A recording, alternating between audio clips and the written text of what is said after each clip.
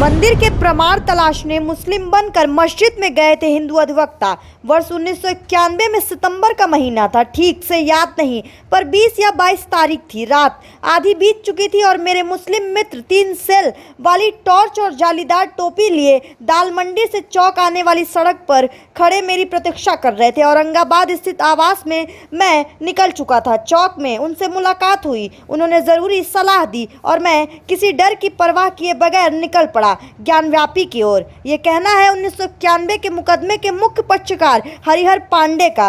वो कहते हैं कि 1991 में हमने मंदिर हिंदुओं को सौंपने की मांग करते हुए कोर्ट में याचिका दाखिल की थी। इसके लिए हमारे पास प्रमाण नहीं थे। प्रमाण जुटाने के लिए योजना बनाई गई और मस्जिद में जाकर जो देखा उसे नोट किया। इन्हीं तथ्यों के आधार पर अदालत ने वाद दायर किया था। यूं तो औरंगाबाद के फरमान में मंदिर तोड़कर मस्जिद बनाए जाने के बाद से ही सनातन धर्मावलंबी इसे वापस लेने की मांग उठाते रहे हैं, लेकिन आज़ादी के बाद पहली बार ज्ञानव्यापी में पूजन अर्चना का अधिकार वापस पाने के लिए 1991 में अदालत में वाद दाखिला किया गया। हरिहर पांडे ने बताया कि 30 अक्टूबर 1990 में कार सेवकों पर गोली चलाई थी। पूरे देश में गुस्से और अनजान का माहौल था। बनारस में भी ज्ञानव्यापी मस्जिद की सुरक्षा बढ़ा दी गई थी। हम लोगों ने भी सच सामने लाने की मुकदमा दाखिल किया था।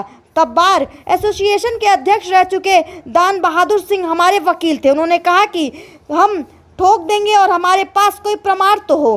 तब हरिहर पांडे ने तय किया कि ये यनकिन प्रकरण ज्ञानव्यापी के भीतर नीचे दबे मंदिर वाले हिस्से में जरूर पाए जाएंगे। पहला सवाल सामने खड़ा था, कैसे जाएंगे? जवाब भी हाजिर था कि बचपन के मित्र के सहारे। हरिहर पांडे कहते हैं कि मेरे आत्मीय मुस्लिम मित्र थे, उनसे ज्ञानव्यापी में जाने की बात कही तो उन्होंने माना कि लगभग मुश्किल लगता है। कहा पकड़े गए तो खैर नहीं, फिर भी मेरी जिद के आगे उन्हें झुकना ही पड़ा। उन्होंने कहा कि मुस्लिम का वेश धारण करना होगा, कुर्ता पजामा और जालीदार टोपी, रात में जाना ठीक होगा। हरिहर पांडे ने मुताबिक घर से कुर्ता पजामा पहन कर निकले थे। मुस्लिम मित्र की दी हुई जालीदार टोपी लगाई, हाथ में लंबी टॉर्च के लिए सुरक्षा घेर बनाते हुए रात करीब 1 बजे पहुंचा ज्ञानव्यापी मस्जिद।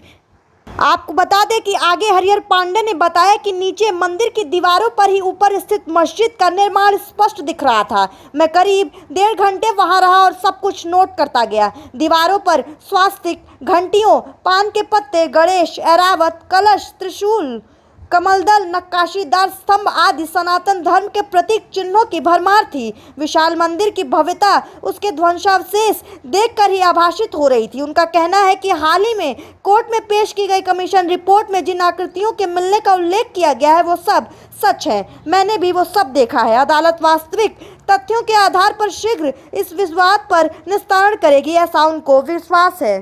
तो आपको हरिहर पांडे की ये कहानी कैसी लगी, हमें अपनी राय कमेंट के माध्यम से बताइए। और अगर ये वीडियो आपको अच्छी लगे तो लाइक और शेयर करना ना भूलें। मैं हूँ यशस्वी, आप देख रहे थे NB न्यूज़ गोरखपुर।